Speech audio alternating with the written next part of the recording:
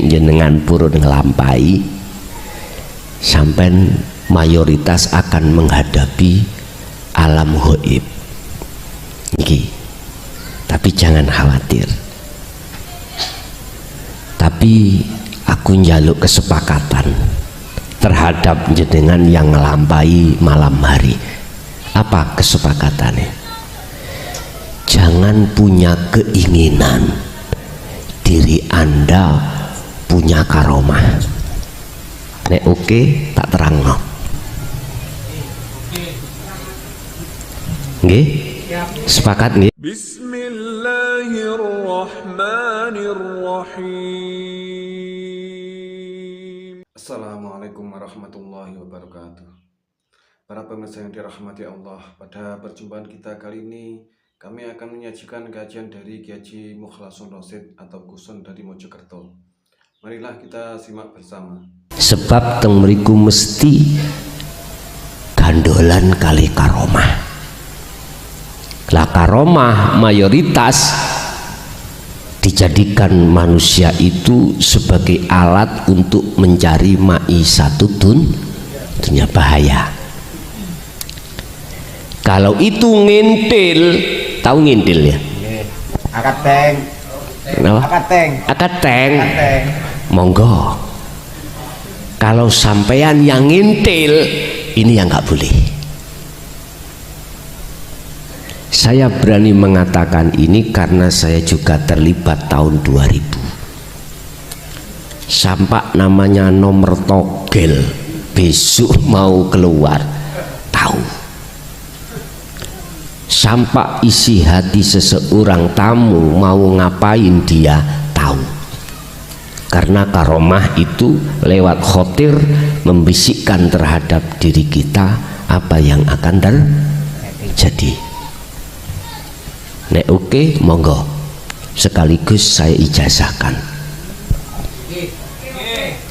S2 oke engko tengah dalan moro belok arah. Ndak nggih? Nggih, pun ngeten. Lah wong tujuan kholwat malam hari itu, Pak, jenengan iku suluk bertemu Allah, mboten bertemu, tidak bertemu selain Allah. Kalau oke, gini caranya. Fasjud sujudo. Bahasa sujud iku secara syariah yang jenengan harus menaruh kepala paling bawah, bahkan lebih tinggi dari pantat. Itu maksudnya apa? Gini, di hadapan Allah kamu itu harus merasa dirimu adalah itu kuning-kuning kintir di kali itu. Apa itu? Ya itu. Walaupun jenengan itu ditokohkan masyarakat karena kekayaan jenengan, dihormati oleh masyarakat karena kekayaan jenengan, kedermawanan jenengan, karena ilmu sampean, Anda harus menaruh dirimu di mata Allah itu laksana seperti apa, Man? Kotoran. Maksudnya sujud itu ada di situ. Apakah dohir saya harus sujud? Terserah, monggo. Tapi ayat yang lain Allah katakan, alladzina yadhkurunallaha qiyaman wa qu'udan. Boleh dengan duduk, berdiri, wa ala junubihim, boleh dengan berbaring. Terserah. Apa yang harus sampai lakukan di situ? Bon, kembalilah kepada keterangan di awal tadi terkait zikir nafi. Kumandangkan hatimu tidak hanya berzikir sir dalam hati Allah, diucap dalam hati, pun juga Anda harus berzikir sirul asrar terus menerus lewat napas. Ingat, akal jangan jenengan ikutkan. Nek jenengan ikutkan mesti pusing, panas diri jenengan.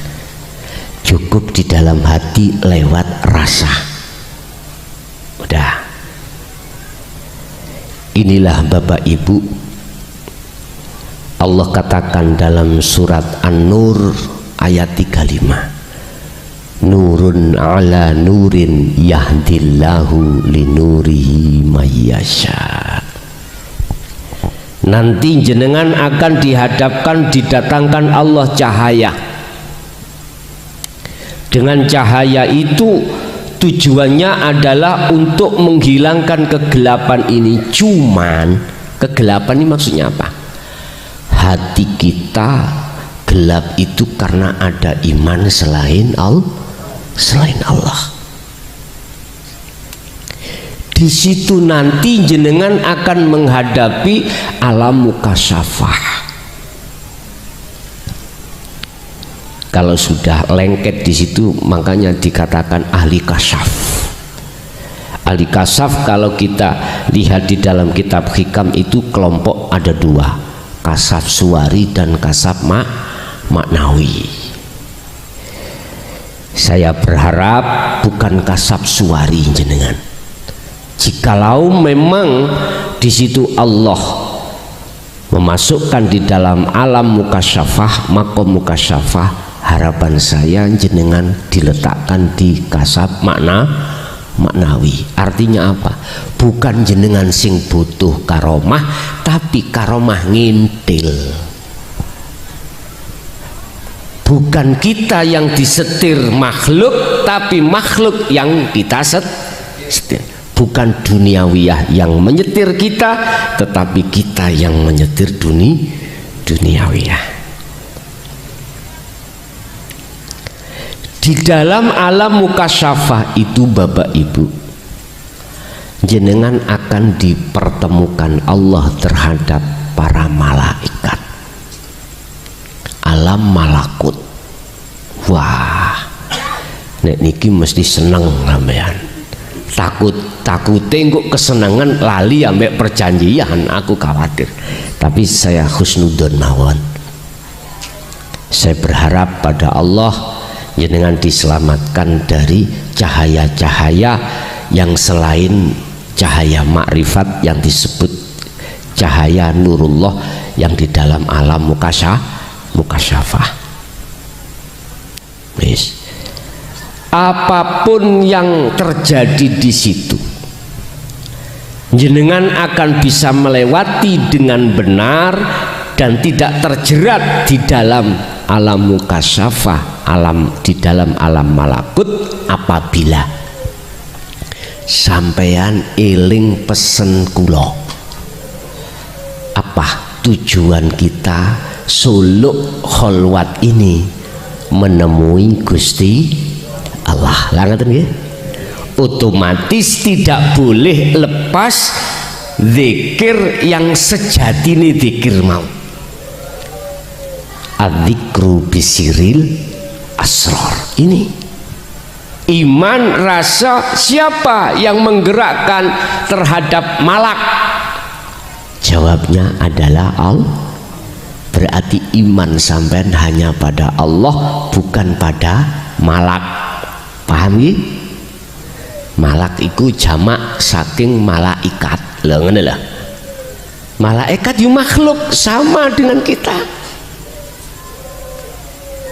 Dah.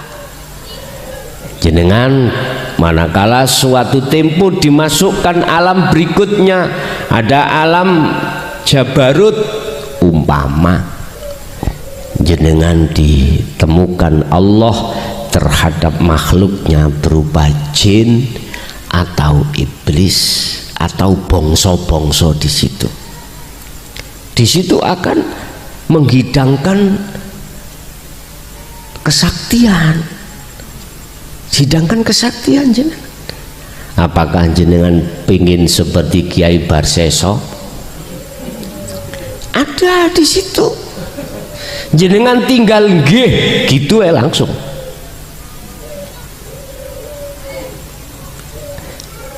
Kita tinggal mengatakan iya aku suka, udah.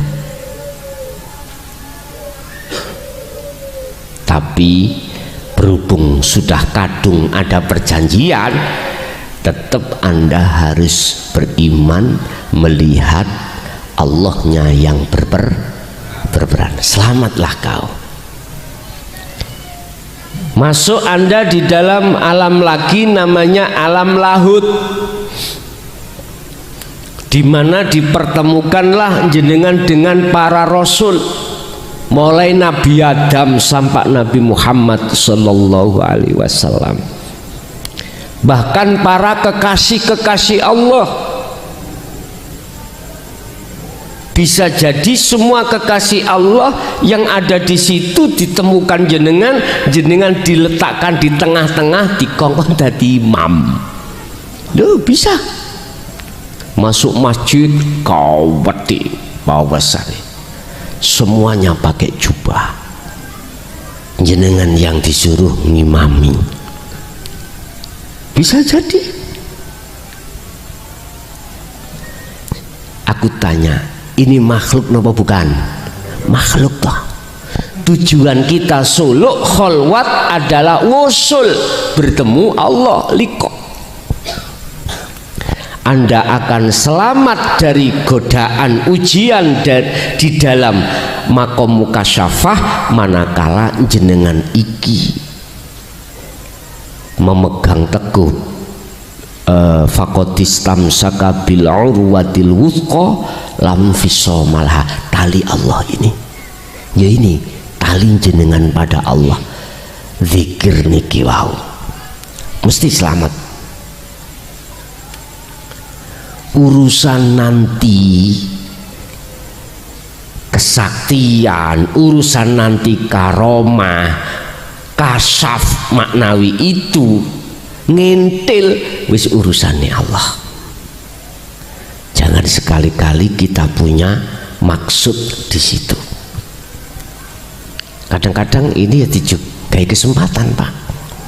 Iya utangku akeh. Masalah omah durung punya, pingin beli omah, beli rumah, anak-anakku dan sebagainya. Wis, sing penting aku sudah ngomong. Kalau ini kita berbelok arah, miturut tujuan kita suluk itu wusul pada Allah. Ingat, Allah katakan alhaakumut takatsur hatta zurtumul maqabir. Coba, lalainya kita pada Allah itu dikarenakan di dalam diri kita mewah selain Allah. Itu sampai kapan? Hatta zurtumul maqabir. Kalau kita tidak lekas untuk melakukan tindakan zikir nafi isbat, maka hatta zurtumul maqabir, sampai mati Pak kita. Seperti itu. Yang jelas sudah saya katakan. Jadi kalau melihat surat Al-Insan 26, wa minal laili, separuh dari malam, berarti jam 11, separuh dari malam. Jam 11 Anda mulai langsung berzikir tersebut.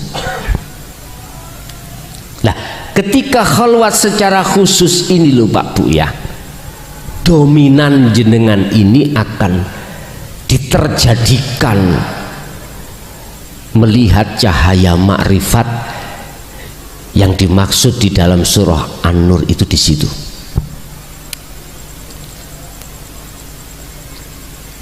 Lah, ketika betul-betul di dalam hati jenengan sudah terlaksana zikir nafi, maka secara otomatis illallah isbat, menetapkan otomatis.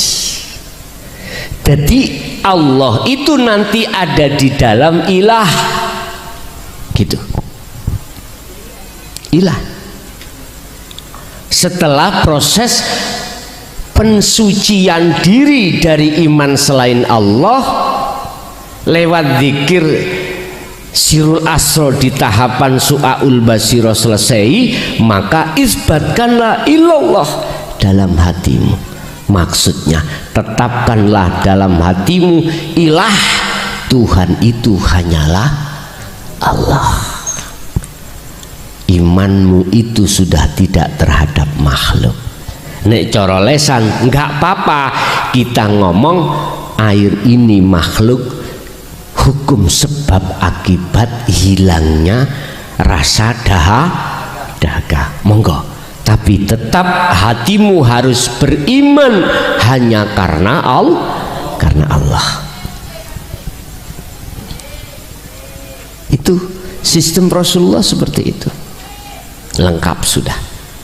Jadi jikalau dalam hati jenengan itu sudah beriman hanya hidup zat yang maha suci atas segalanya, berarti persaksian syahadat jenengan itu sudah benar. Waktu sholat hatimu hanya beriman, yang berperan hanyalah Allah, berarti syahadatmu itu sudah benar. Asyhadu alla ilaha illallah. Arahkanlah hatimu terhadap wajah Allah. Niki pernah terjadi terhadap beliau Nabi Ibrahim di dalam surat Al-An'am ayat 79. Dikatakan beliau wama ana minal musyrikin, sudah tidak dikatakan beliau itu ruhaniyahnya itu menyekutukan Allah, atau alias sudah melaksanakan dzikir nafi isbat, ketemunya di kalimah inni wajjahtu wajhiya. Niki lak sering sampean waos to, Pak. Sering kita baca setelah takbiratul ihram yang disebut doa iftitah. Ini wajjahtu wajhiya, sesungguhnya ku arahkan wajah ruhku kepada wajah Allah. Wajah ruhku yo iman itu, iman yang sudah ihsan niki. Iman yang sudah ihsan diarahkan terhadap wajhiya, wajah Allah. Mana wajah Allah? Ini.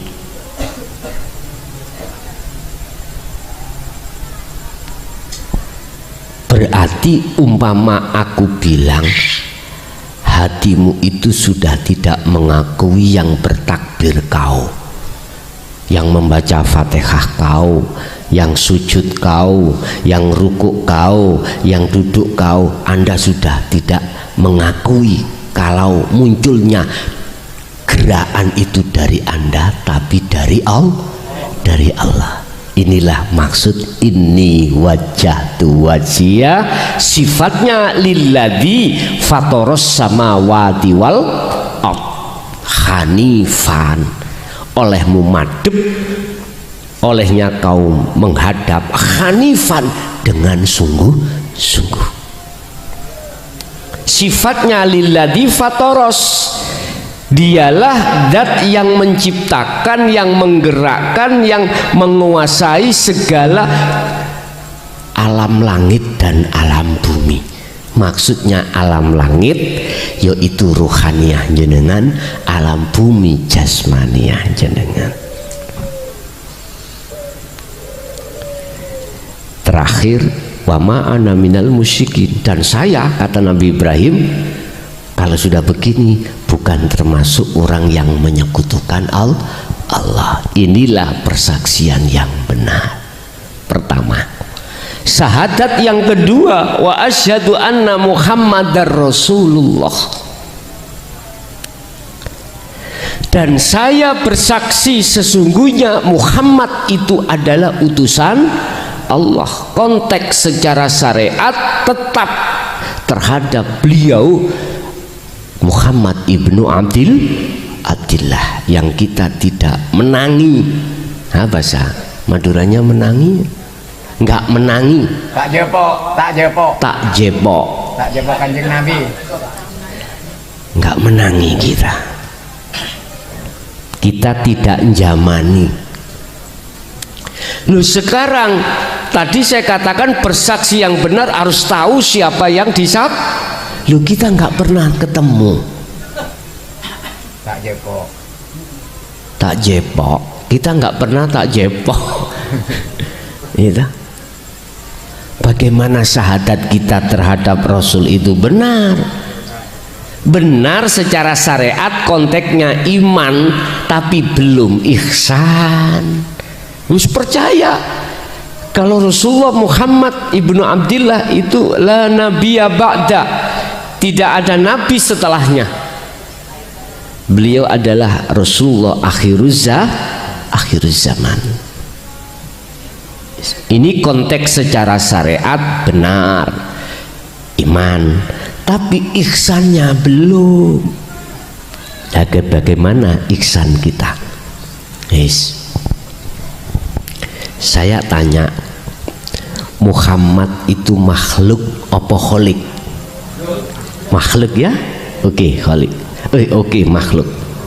Sifatnya kholik, sifatnya makhluk tadi sudah dikatakan la haula wala quwata.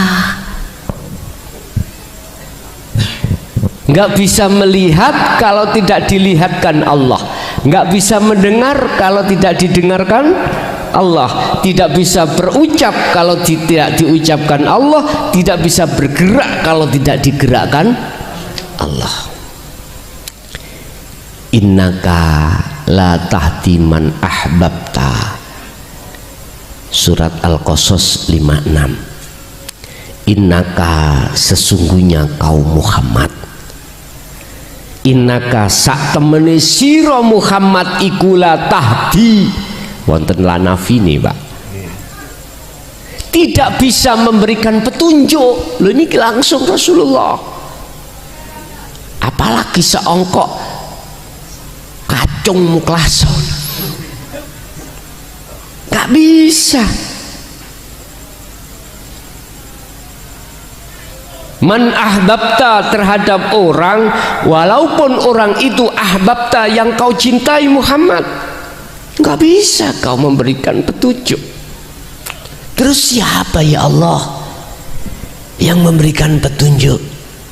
Walakinallaha yahdi may yasha, tetapi yang bisa memberikan petunjuk hanyalah Allah.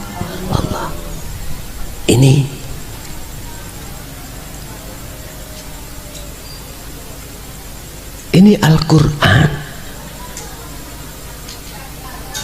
Rasulullah sendiri mengatakan seperti itu, dan Rasulullah sendiri yang disebut Allah sebagai makhluk yang tidak bisa memberikan petunjuk. Tetapi ketika saat secara syariat memang beliau Rasulullah memberikan petunjuk bimbingan, tetapi hakikatnya itu Allah. Bahasa sederhana, Allah mengizini Rasulullah untuk memberikan petunjuk. Allah mengizini air ini, akhirnya air bisa menghilangkan rasa dahaga. Konteks secara syariat pandangan tidak sama dengan hakikat. Tapi bagaimana ini biar sinkron, nggak sikut-sikutan? Yaitu tadi Allah memberikan izin terhadap Rasulullah untuk memberikan syafaat atau memberikan hidayah. Tapi bukan berarti Muhammad itu mutlak yang memberikan hidayah, enggak.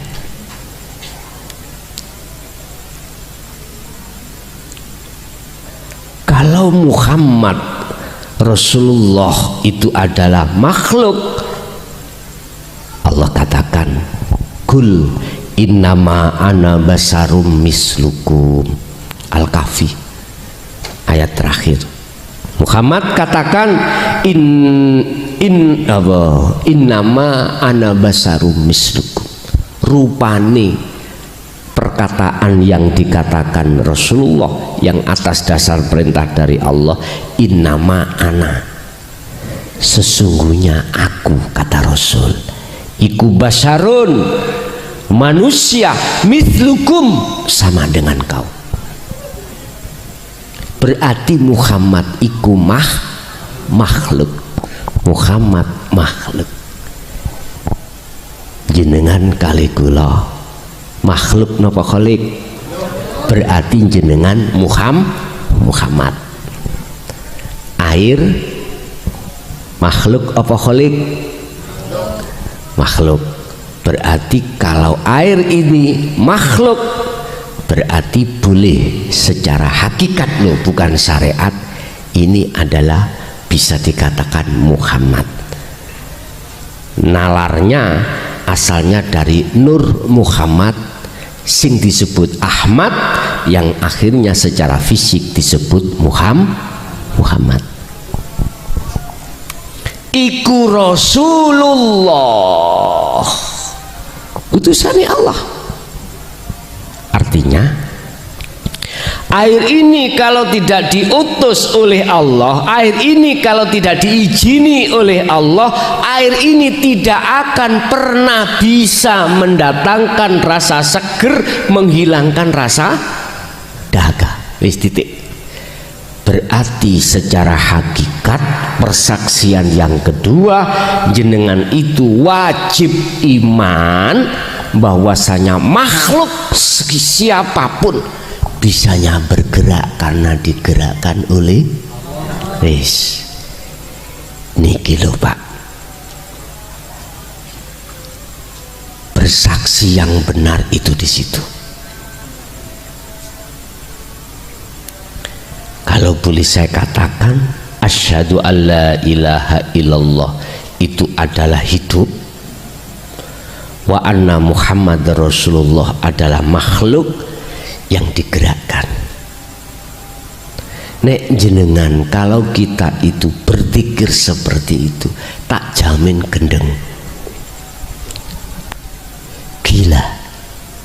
Tresno, cinta, ada beban rindu banget ketemu Allah. Lah nanti dikatakan bertemu, la ibsorun wa mubsorun wa basorun. Dalam pandangan diri jenengan ini sudah tidak ada selain Allah, nggak ada, termasuk diri kita itu nggak ada. Yang ada cuman innani anallah la ilaha illa ana fa'budni wa aqimis sholah li dzikri. Bergemuruh hati jenengan itu keakuannya Allah. Ini namanya bertemu. Dikatakan bertemu itu bukan satu dengan yang lain, bertemu gini ndak. Memang prosesnya kita di situ. Tapi dikatakan liqa, bertemu Allah, itu bukan perkaranya ruh bisa melihat Allah. Ainul basirah, bukannya itu bisa melihat wujudnya Allah, bukan. Ibnu Abdullah dalam kitab Hikam itu dikatakan liqa, bertemu itu la ibsarun, sing melihat, wa mubsarun, yang dilihat, yang melihat makhluk, yang dilihat Allah, wa basyarun, mata untuk melihat, semuanya iki hancur. Terus yang mana?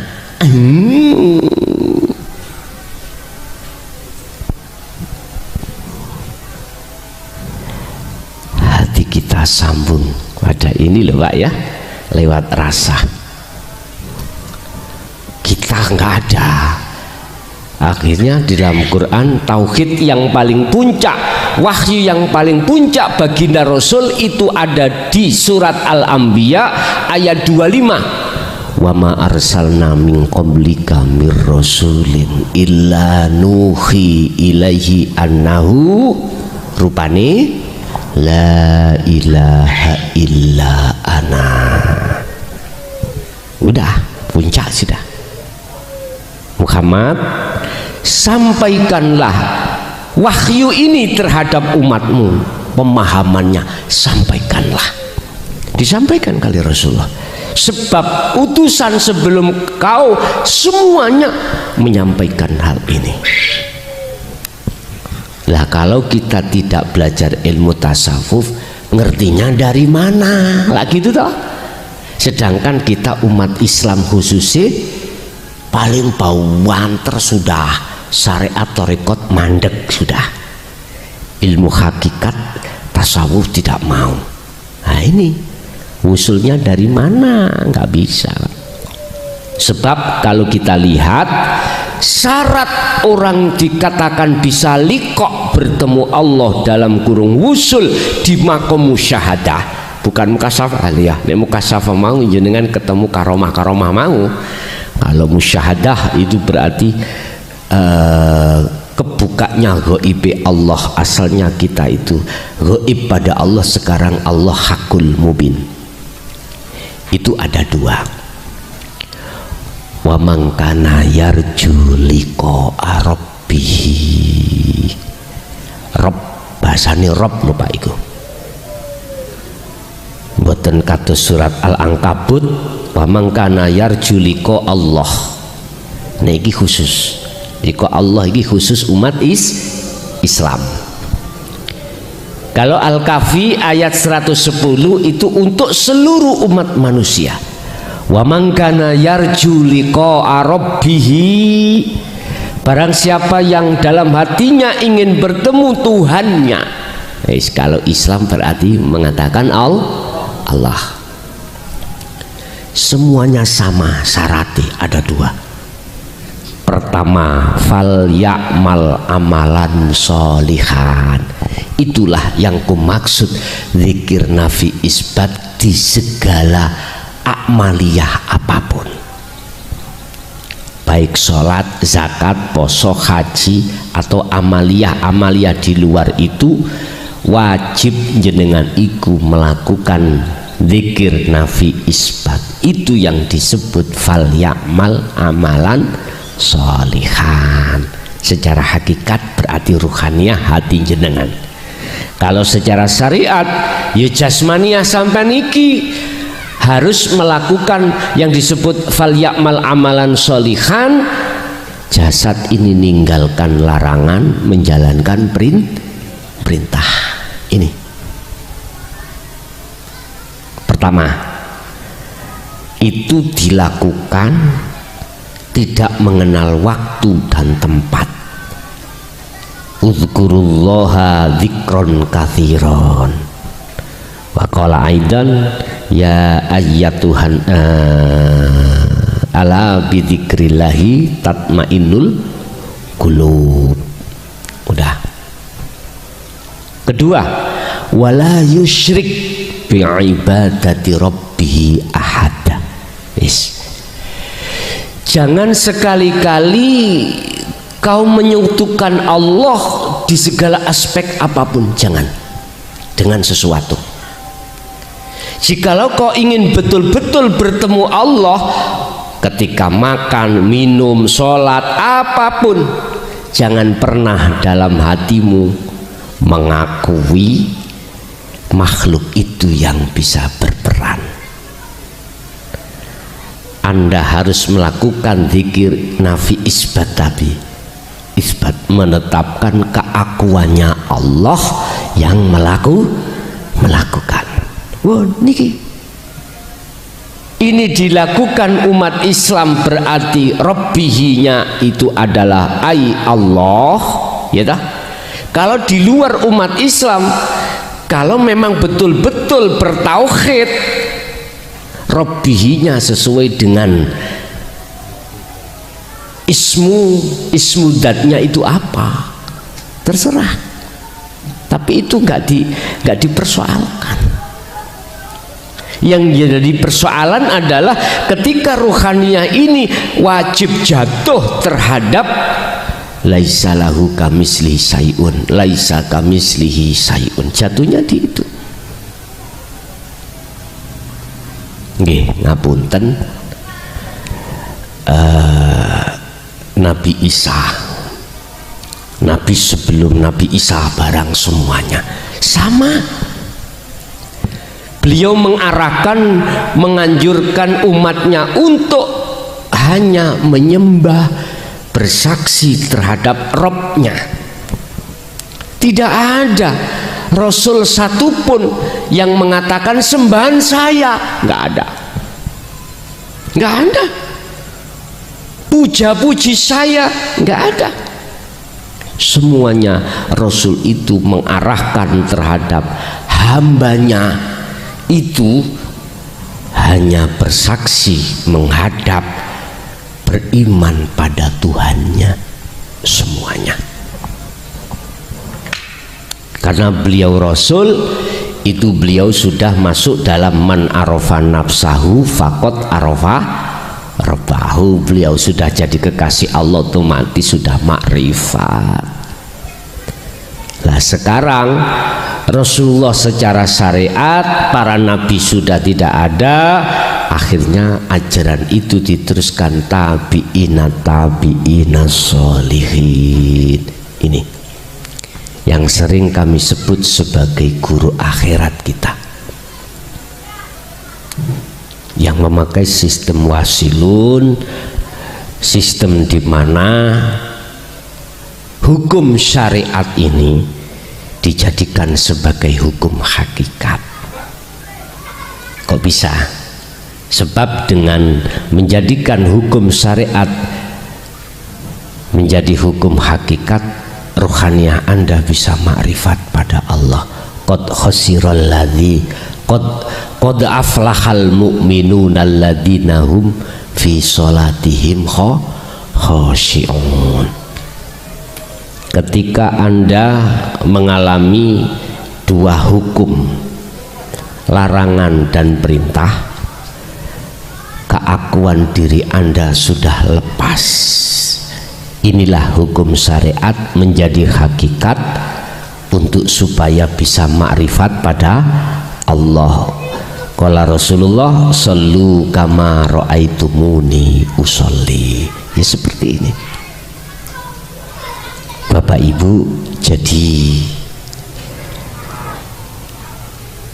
bersaksi yang benar adalah yang menyaksikan itu wajib tahu siapa yang disaksikan. Kalau bahasa mata dohir, kita bersaksi terhadap makhluk, membuahkan satu iman adanya makhluk dunia seisinya, menunjukkan adanya Allah. Sebab makhluk yang menciptakan Allah. Berarti mata dohir kita menyaksikan makhluk. Sekarang sertailah mata hati Anda untuk bersaksi pada yang menciptakan mau. Caranya sudah kami terangkan di atas tadi, tentang inilah hakikatnya syahadat. Jelas nggih? Jelas. Mengapa dulu itu Bapak Ibu ini tidak digelarkan? Terus terang aja, beliau-beliau itu tidak menggelarkan, tidak menjelaskan secara umum seperti ini, karena pada saat itu masih takut fitnah. Estu.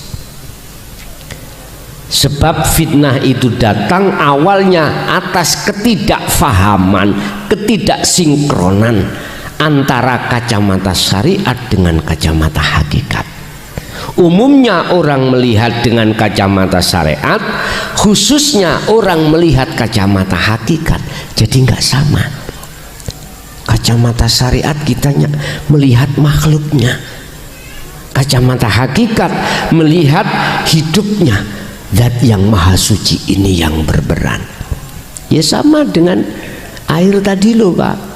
Sudah benar menurut kacamata syariat, kita beriman secara akal kalau tidak minum air ya nggak akan hilang dahaga secara akal.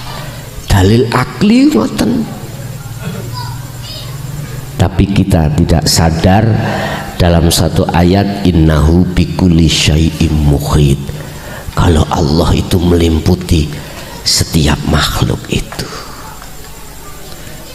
Mengapa kita nggak sadar? Karena kita ilmu tasawufnya disembunyikan. Akhirnya kita sebagai umat menengah ke bawah, ndelurung, kesasar, orang ngerti. Sebab berangkatnya ngerti itu dari taklim, dari taklim muta'alim kita, dari belajar kita. Kalau itu tidak ditaklimkan, tidak diajarkan, bagaimana kita akan paham? Sama dengan Tarsan di hutan ini kalau Pak Bu, kan nggak pernah Tarsan itu diulang ilmu matematika, kan nggak pernah. San telu tambah telu berapa san? Nggak bisa jawab Pak Bu, karena tidak pernah belajar matematika. Biasanya ya, bisanya ya yaitu bahasanya bahasa hewan itu.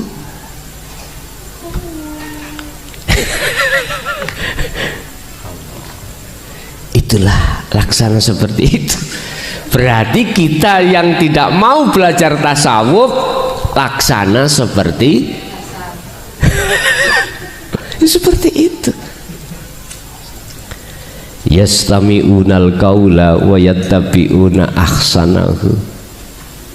Pengikut Rasulullah itu adalah beliau itu mendengarkan ajaran yang diajarkan oleh Rasulullah, tidak hanya syariate, bahkan sampai tasawufi. Itu Rasulullah. Wa yattabi'una ahsan. Dan tidak hanya mendengarkan dan paham aja, tetapi diamalkan. Jadi apa yang kugelar tadi, syahadata ini, persaksian yang benar ini, kalau tidak jenengan praktekkan tadi di setiap aktivitas jenengan, eman-eman. Kata Rasul, al ilmu bila amalin kasajarin bila tamarin. Umpama sampean saya kasih sepeda, Bapak ini sepeda ya buat ke pasar, buat kemanapun, biar manfaat. Sampean masukkan rumah, sampean kemuli sarung, udah nggak dipakai-pakai. Lalu mau make nggak bisa, dilihat aja. Tapi nggak mau belajar, nggak mau praktek. Praktek memang Pak.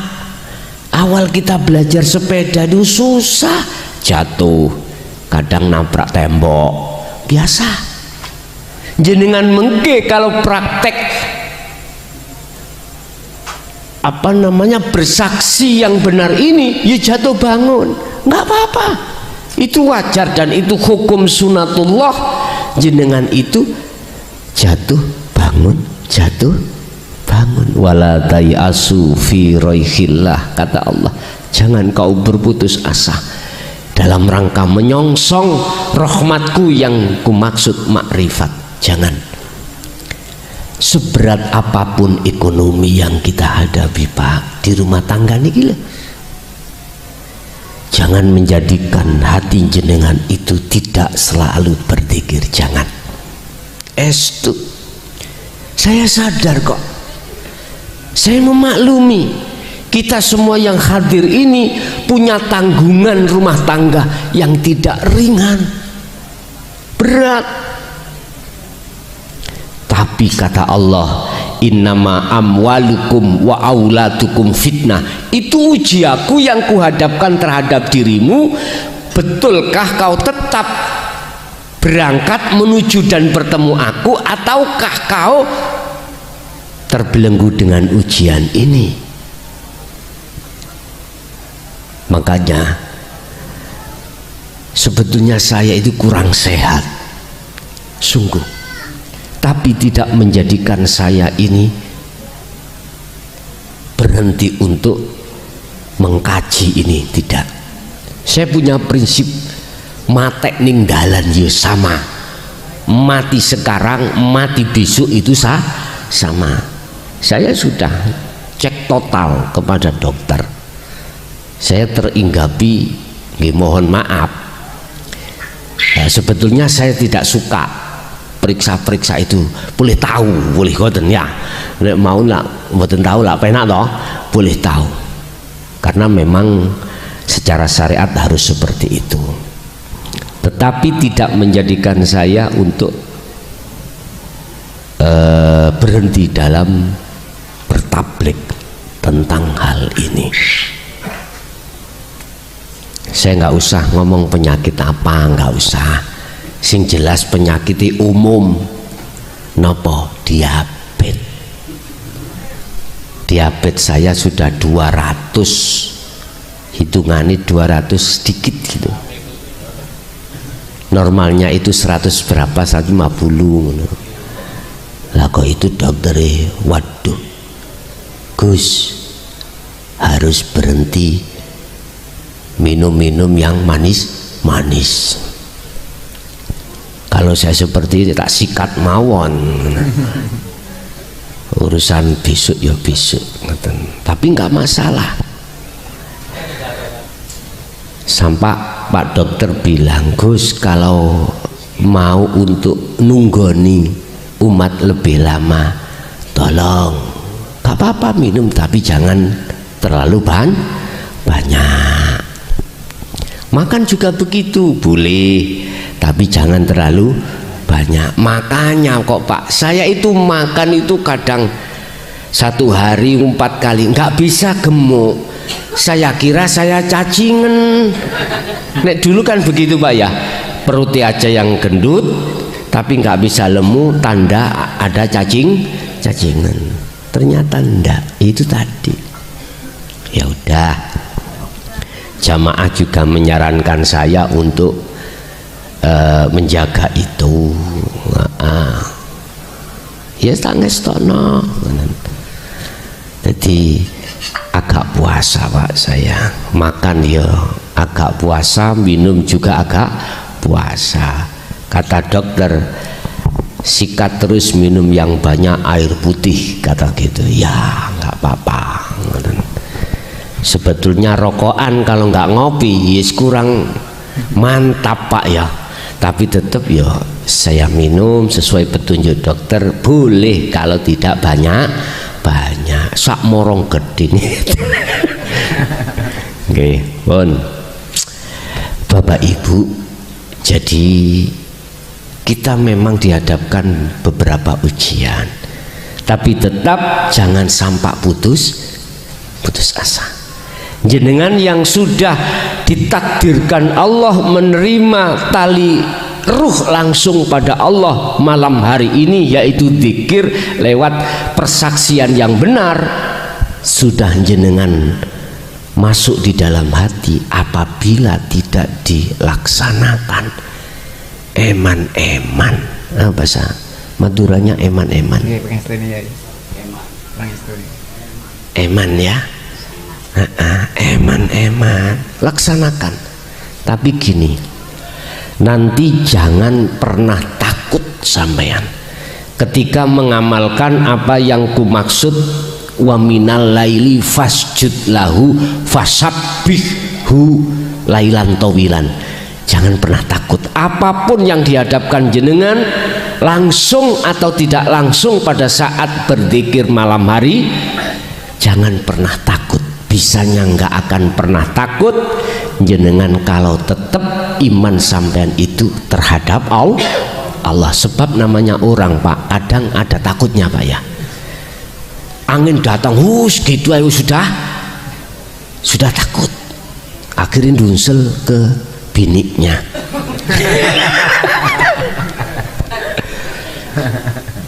Nanti ada satu proses gini Pak, jenengan ikut terasa terangkat naik sampai melihat sab langit 1 sampai 7 itu sampai nggak pernah, nggak usah takut.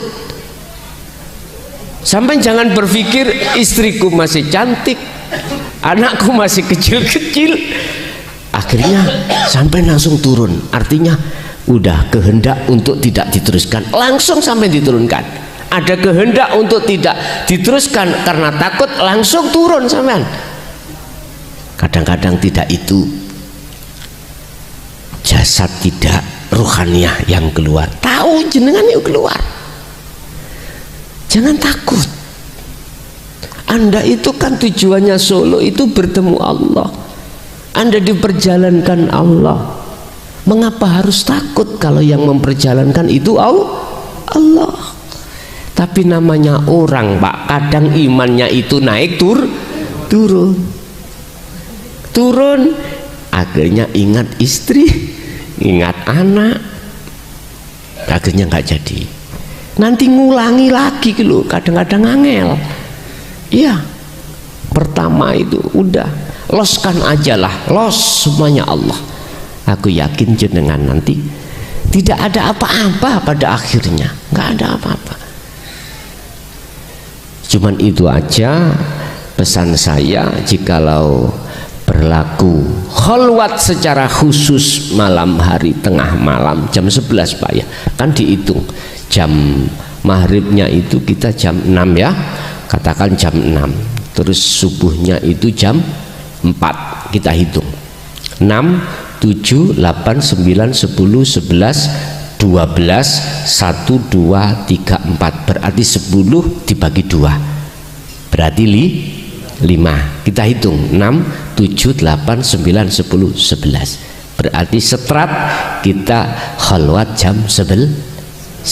Anda tidur atau tidak tidur nggak apa-apa. Kalau bahasa usolli sunatan tahajudi, yo harus tidur dulu walaupun sesaat.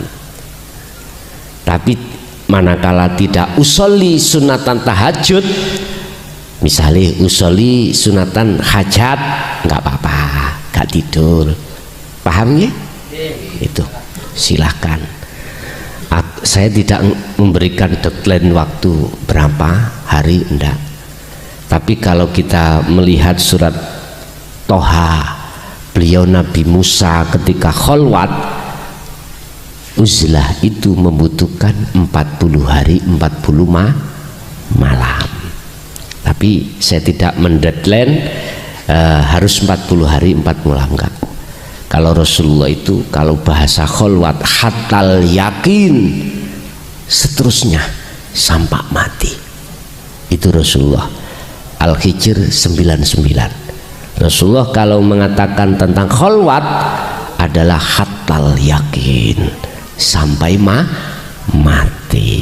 Bapak Ibu hadirin jamaah rahimakumullah, cuman aja walaupun kondisi saya kurang stabil, ngaji tetap ngaji, tapi tidak terlalu lama.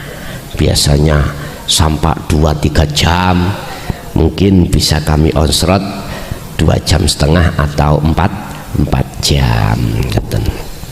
Nggih, awal sampai akhir bila mana ada kalimah yang menyinggung jenengan, saya atas nama pribadi Mukhlason minta maaf yang sebesar-besarnya.